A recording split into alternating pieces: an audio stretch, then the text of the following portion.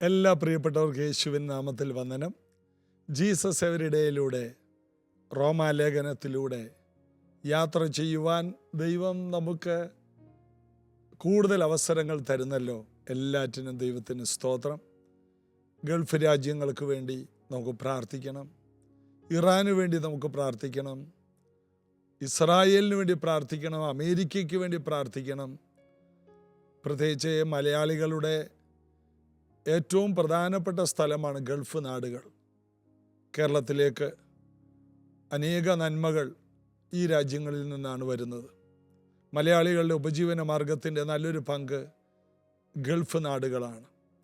യുദ്ധം സമാധാനത്തിലേക്ക് കടന്നു വരുവാൻ, രാജ്യങ്ങൾ തമ്മിൽ ഐക്യതയിൽ വരാൻ ഒരു നിമിഷം നമുക്ക് പ്രാർത്ഥിക്കാം. യേശുവേ, ഞങ്ങൾ ഒരു മനസ്സോടെ ഈ പ്രഭാതത്തിൽ പ്രാർത്ഥിക്കുന്നു. ഇസ്രായേലും ഇറാനും അമേരിക്കയൊക്കെ സമാധാന കരാറിലേക്ക് വരട്ടെ. ഗൾഫ് രാജ്യങ്ങളിൽ സ്വസ്ഥതയും സമാധാനവും ഉണ്ടാകട്ടെ. യേശുവിൻ്റെ നാമത്തിൽ മലയാളികളായിട്ട് ഞങ്ങളുടെ പ്രിയ കുടുംബങ്ങളായിരിക്കുന്ന ഗൾഫ് രാജ്യങ്ങളിൽ, മറ്റിതര സ്ഥലങ്ങളിൽ വലിയ സുരക്ഷിതത്വവും സ്വസ്ഥതയും സമാധാനവും ഉണ്ടാകട്ടെ. ഇന്നുള്ള എല്ലാ ക്ഷാമങ്ങളും, പ്രത്യേകിച്ച് ഗ്യാസ് സിലിണ്ടറിൻ്റെ ക്ഷാമം, ഈ പ്രശ്നം നിമിത്തം ഹോട്ടലുകൾ പലതും അടച്ചുകൊണ്ടിരിക്കുന്നല്ലോ.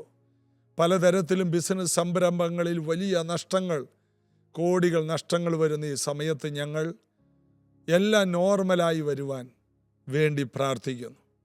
കർത്താവെ, ഞങ്ങൾക്ക് കോവിഡിനെയും വലിയ വെള്ളപ്പൊക്കത്തേക്ക് നേരിടാൻ അങ്ങ് കൃപ തന്നു. അതുപോലെ ഈ പ്രതിസന്ധികളെ അതിജീവിക്കുവാൻ ഞങ്ങളെ അങ്ങ് സഹായിക്കണം. യേശുവിൻ നാമത്തിൽ പിതാവേ, ആമേൻ. പ്രാർത്ഥനയിലൂടെ നമുക്ക് ഈ പ്രശ്നങ്ങളെ പരിഹരിക്കുവാൻ ദൈവസന്നിധിയിൽ നമ്മെ കൊടുക്കാം. പ്രത്യേകിച്ച് ഇന്ന് ഉപവാസ പ്രാർത്ഥനയാണ്. വ്യാഴാഴ്ച സഭയിൽ പ്രൈസ് ജനറേഷൻ ചർച്ചിൽ രാവിലെ 10 പ്രാർത്ഥനയിലും നമുക്ക് ഈ വിഷയങ്ങൾ തന്നെ പ്രാർത്ഥിക്കണം. നിങ്ങളെല്ലാവരും തന്നെ ഒരു വലിയ സമാധാനത്തിന് വേണ്ടി പ്രാർത്ഥിക്കണം എന്നുള്ളത് ദൈവഹിതമെന്ന് തിമോത്തിയോസിൻ്റെ ലേഖനത്തിൽ നമ്മൾ കാണുന്നു. അപ്പോൾ പ്രാർത്ഥന കൊണ്ടല്ലാതെ പ്രശ്നങ്ങൾക്കൊരു പരിഹാരമില്ല. അതുകൊണ്ട് ലോക സമാധാനത്തിന് വേണ്ടി നമുക്ക് പ്രാർത്ഥിക്കാം. റോമാലേഖനത്തിലേക്ക് വരാം. റോമാലേഖനം 1-ാം അധ്യായത്തിൻ്റെ 24 വാക്യങ്ങൾ വരെ നമ്മൾ ചിന്തിച്ചു. 25-ാം വാക്യം, ദൈവത്തിൻ്റെ സത്യം അവർ വ്യാജമാക്കി മാറ്റിക്കളഞ്ഞു. സൃഷ്ടിച്ചവനേക്കാൾ സൃഷ്ടിയെ ഭജിച്ച് ആരാധിച്ചു. അവൻ എന്നേക്കും വാഴ്ത്തപ്പെട്ടവൻ. ആമേൻ. അതുകൊണ്ട് ദൈവം അവരെ അവമാന രാഗങ്ങളിൽ ഏൽപ്പിച്ചു. അവരുടെ സ്ത്രീകൾ സ്വാഭാവിക ഭോഗത്തെ സ്വഭാവവിരുദ്ധമാക്കി. അവണ്ണം തന്നെ പുരുഷന്മാരും സ്വാഭാവിക സ്ത്രീഭോഗം വിട്ട് അന്യോന്യം കാമം ജ്വലിച്ച് ആണോട് ആൺ അവലക്ഷണമായത് പ്രവർത്തിച്ചു. ഇങ്ങനെ അവർ തങ്ങളുടെ വിഭ്രമത്തിന് യോഗ്യമായ പ്രതിഫലം തങ്ങൾ തന്നെ പ്രാപിച്ചു. ദൈവത്തെ ദൈവമെന്നോർത്ത് മഹത്വീകരിച്ചില്ല. അവർ ചെയ്ത തെറ്റതാണ്. 23-ാം വാക്യത്തിൽ, അക്ഷയനായ ദൈവത്തിൻ്റെ തേജസ്സിനെ അവർ ക്ഷയമുള്ള മനുഷ്യൻ, പക്ഷി, നാൽക്കാലി, ഇഴജാതി എന്നിവയുടെ രൂപത്തിലേക്ക് മാറ്റി. നമ്മൾ പാർക്കുന്ന രാജ്യങ്ങളിലെല്ലാം ഇങ്ങനെ നമുക്ക് കാണാം. ഇതിപ്പോൾ ആരംഭിച്ചതല്ല. വീണുപോയ പിശാച് ദൈവത്തെ ആരാധിക്കാതിരിക്കേണ്ടതിന് ജനങ്ങളെ വഴിതെറ്റിച്ച വിധമാണ് വിഗ്രഹാരാധന. അതും മനുഷ്യൻ്റെ രൂപം, പക്ഷിയുടെ രൂപം, ഇഴജാതിയുടെ രൂപം, നാൽക്കാലികളുടെ രൂപം, ഈ രൂപത്തിലേക്ക് ദൈവങ്ങളെ മാറ്റി. ദൈവത്തെ വിശ്വാസത്താൽ കാണേണ്ടതിന് പകരം ബുദ്ധിപരമായി ദൈവത്തെ കാണാനുള്ളൊരു ശ്രമമാണ്. എന്തുകൊണ്ട് ഈ 4 ജീവികളുടെ രൂപത്തിലാക്കി?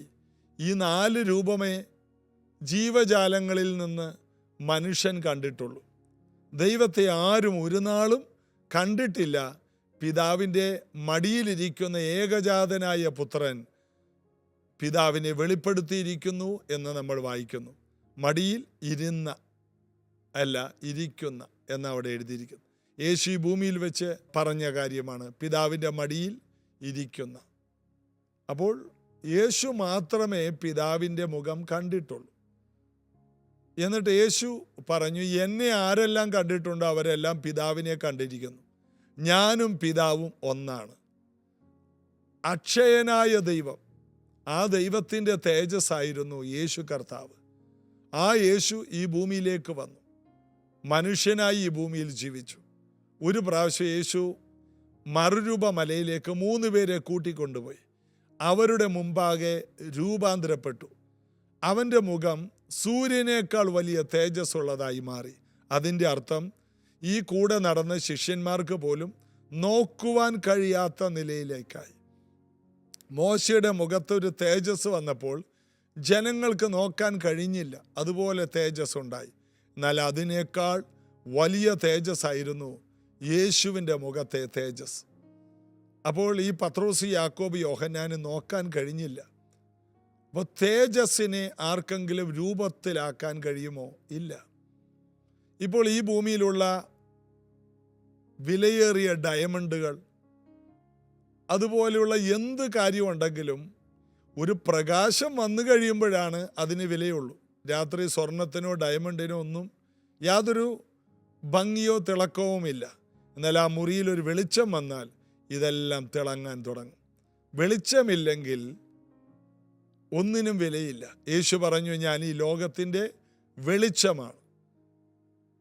അപ്പോൾ വെളിച്ചമാണ് മറ്റുള്ളതിനെ വിലയേറിയതാക്കുന്നത്.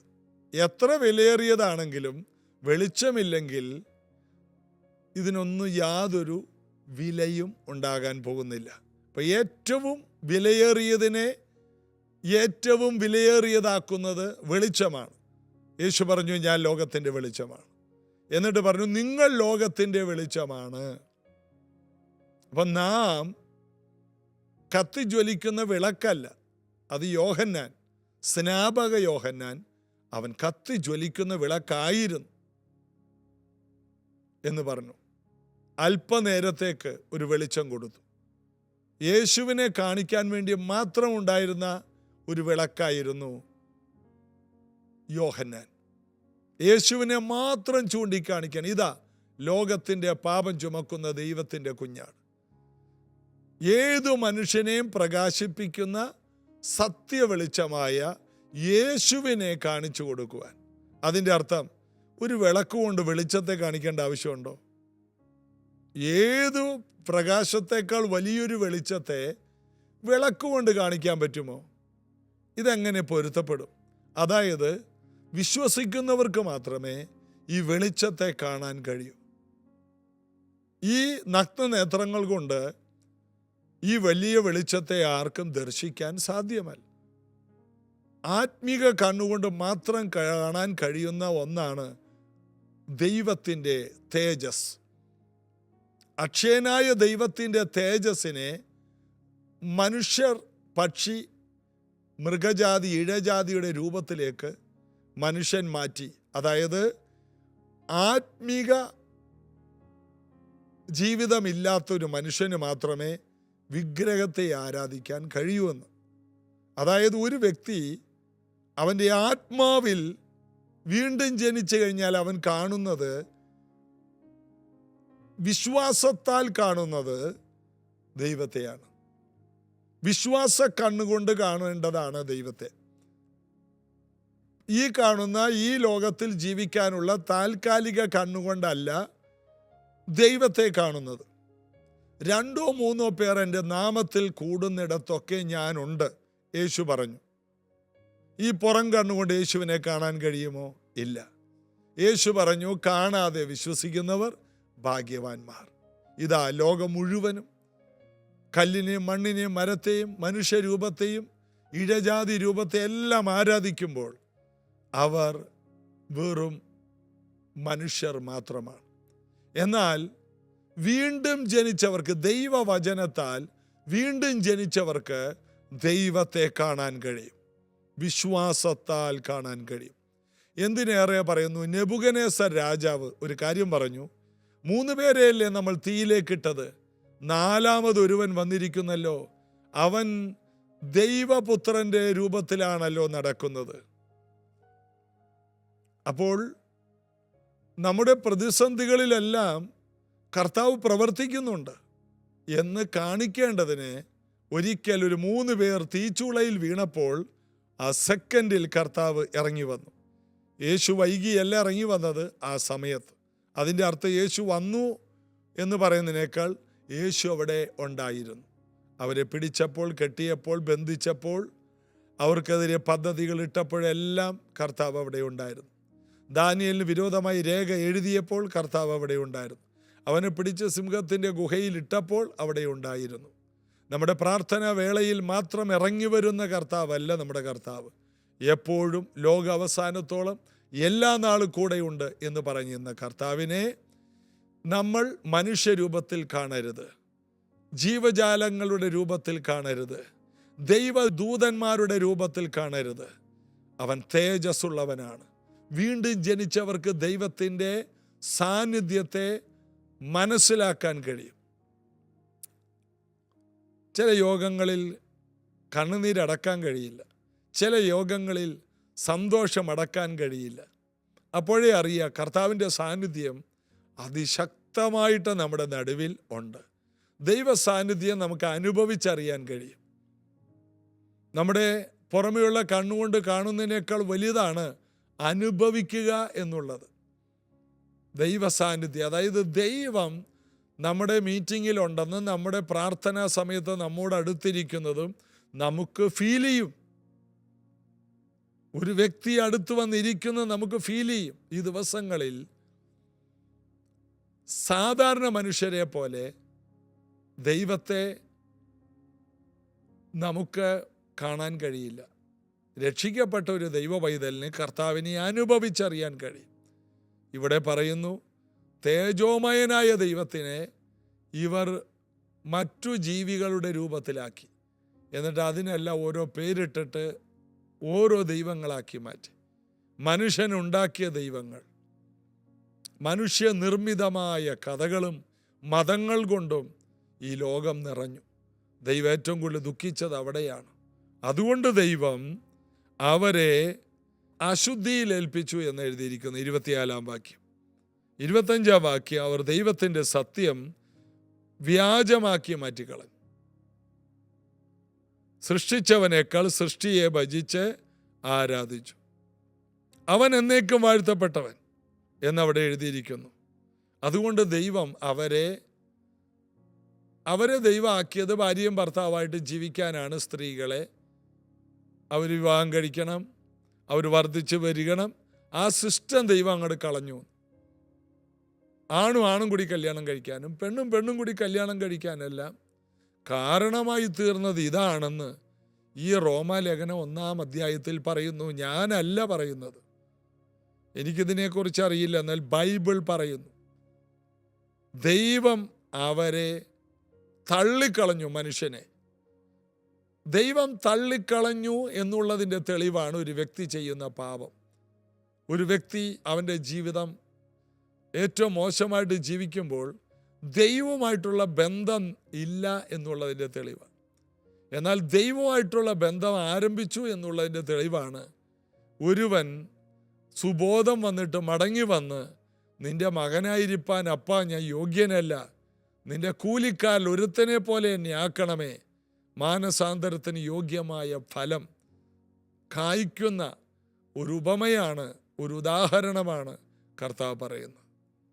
അവനെ കാത്ത് പിതാവ് ഇരുന്നെന്ന്. അത് സ്വർഗസ്ഥനായ പിതാവ് ആരാണെന്ന് പഠിപ്പിക്കുകയാണ്.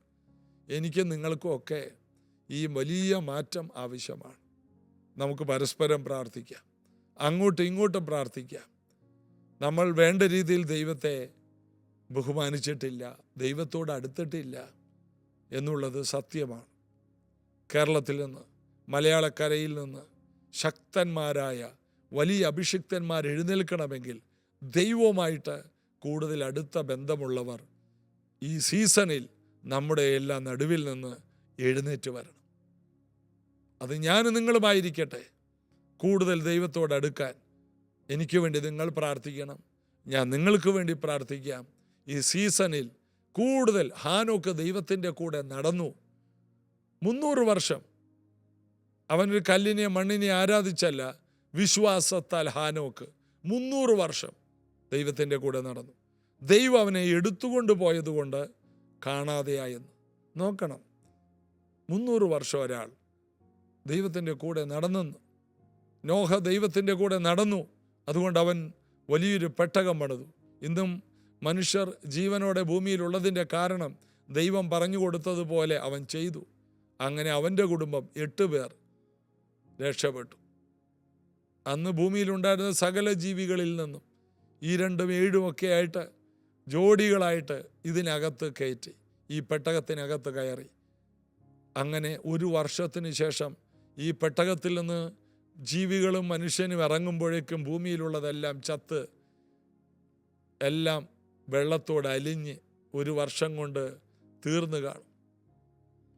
അതുപോലെ ദൈവം ഭൂമിയിൽ പ്രളയം വരുത്തി. മനുഷ്യൻ്റെ പാപനിമിത്തം ദൈവം ഭൂമിയെ ഒന്ന് കഴുകി എന്ന് വേണമെങ്കിൽ നോഹയുടെ കാലത്തെ ജലപ്രളയത്തിലൂടെ നമുക്ക് പറയാൻ കഴിയും. അപ്പോൾ ദൈവം പാപത്തെ വെറുക്കുന്നു, ദൈവം പാപിയെ സ്നേഹിക്കുന്നു. ഈ സത്യത്തിൽ ഗ്രഹിച്ചുകൊണ്ട് ദൈവത്തെ വേദനിപ്പിക്കാത്ത ഒരു ജീവിതം നയിപ്പാൻ നമുക്ക് ഒരുമിച്ച് പ്രാർത്ഥിക്കാം. സ്വർഗീയ പിതാവേ, ഞങ്ങൾ അങ്ങയെ ദുഃഖിപ്പിച്ചതും ഞങ്ങളുടെ സമൂഹം അങ്ങയെ വേദനിപ്പിച്ചതും, കർത്താവെ, നെഹമ്യാവ് പ്രാർത്ഥിച്ച പോലെ ഞാനും എൻ്റെ പിതൃദേശവും എന്ന് നെഹമ്യാവ് 1-ാം അധ്യായത്തിൽ പ്രാർത്ഥിച്ചതുപോലെ ഞാനിപ്പോൾ പ്രാർത്ഥിക്കുന്നു. ഞാനും എൻ്റെ കൂടെയുള്ളവരും ഈ സമൂഹവും അങ്ങയോട് ചെയ്ത എല്ലാ ദ്രോഹങ്ങളും ഏറ്റുപറയുന്നു. നോഹയുടെ കാലം പോലത്തെ ഒരു കാലം വരുമെന്ന് അങ്ങയുടെ പുസ്തകം പറയുന്നല്ലോ. അതുകൊണ്ട് ഞങ്ങൾ രക്ഷിക്കപ്പെടേണ്ടതിന്, എല്ലാവരും മാനസാന്തരപ്പെടേണ്ടതിന്, സത്യമായ ജീവിതത്തിലേക്ക് തിരിയേണ്ടതിന് ഞങ്ങളുടെ കുടുംബങ്ങൾ, രക്തബന്ധങ്ങൾ എല്ലാം മടങ്ങി വരട്ടെ. ഞങ്ങളെല്ലാവരും അങ്ങയുടെ സന്നിധിയിലേക്ക് വരട്ടെ. ഒരു മടങ്ങിവരവിൻ്റെ കാലം ഞങ്ങൾക്ക് തരണം. സത്യത്തെ വ്യാജമാക്കുന്ന ഈ തലമുറയിൽ ഞങ്ങളെ വിശുദ്ധീകരിക്കണമേ കർത്താവേ. കൂടുതൽ വിശുദ്ധൻ ഇനിയും വിശുദ്ധി ചെയ്യട്ടെ, നീതിമാൻ ഇനിയും നീതി ചെയ്യട്ടെ എന്ന് വെളിപ്പാട് അവസാനം പുസ്തകത്തിൽ പറയുന്നത് പോലെ കൂടുതൽ നീതി ചെയ്യാൻ ഞങ്ങളെ, വിശുദ്ധി ചെയ്യാൻ ഞങ്ങളെ സഹായിക്കണം. കേൾക്കുന്ന എല്ലാവരും കർത്താവിന് വേണ്ടി നിൽക്കുന്നവരാകട്ടെ, യേശുവിൻ നാമത്തിൽ ആമേൻ. കർത്താവിൻ്റെ വലിയ പ്രവൃത്തി, വിശുദ്ധമായ പ്രവൃത്തികൾക്കായി ദൈവം നമ്മെ വിളിച്ചിരിക്കുന്നു. ആ വിളിക്കകത്ത് നമുക്ക് നിൽക്കാം. നാളെ ഇതേ സമയത്ത് കാണാം. God bless you. ഓ ദൈവമേ, രാജാധിരാജദേവ, ആദിയന്തം ഇല്ലാ മഹേശനെ, സർവലോകം അങ്ങയെ വന്ദിക്കുന്നേ, സാധു ഞാനും വീണു വണങ്ങുന്നേ. അത്യുച്ചത്തിൽ പാടും ഞാൻ കർത്താവേ, അങ്ങെത്രയോ മഹോന്നതൻ. അത്യുച്ചത്തിൽ പാടും ഞാൻ കർത്താവേ, അങ്ങെത്രയോ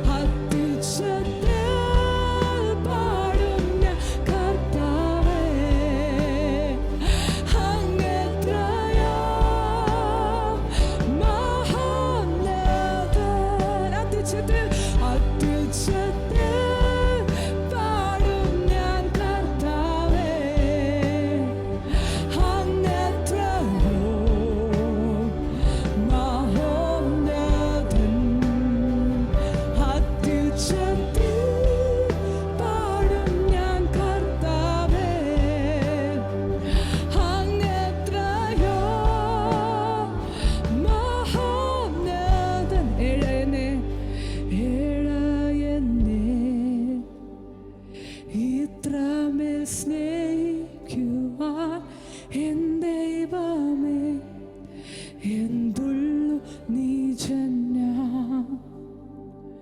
നിൻ രുധിരം തന്നെ വീണ്ടെടുത്ത ക്രൂശിലോളം നീ നിന്നെ താഴ്ത്തിയോ. ധ്യാനിച്ചുകൊണ്ടെന്ന് പാടിയിട്ട് എന്നെ ഇത്രമേൽ സ്നേഹിക്കുവാൻ എൻ ദൈവമേ എന്തുള്ളു നീജൻ ഞാൻ. നിൻ രുധിരം തന്നെ വീണ്ടെടുപ്പാൻ ക്രൂശിലോളം നീ നിന്നെ താഴ്ത്തിയോ. അത്യുച്ചത്തിൽ പാടും ഞാൻ കർത്താവേ അങ്ങെത്രയോ മഹോന്നതനോ. അത്യുച്ചത്തിൽ പാടും ഞാൻ കർത്താവേ അങ്ങെത്രയോ മഹോന്നതൻ. അത്യുച്ചത്തിൽ പാടും ഞാൻ കർത്താവേ അങ്ങെത്രയോ മഹോന്നതനോ. അത്യുച്ചത്തിൽ പാടും ഞാൻ കർത്താവേ അങ്ങെത്രയോ മഹോന്നതൻ. Then sings my soul, my Savior God, to thee. How great thou art, how great thou art. Then sings my soul, my Savior God, to thee. How great thou art, how great thou art. Then sings my soul, then sings my soul.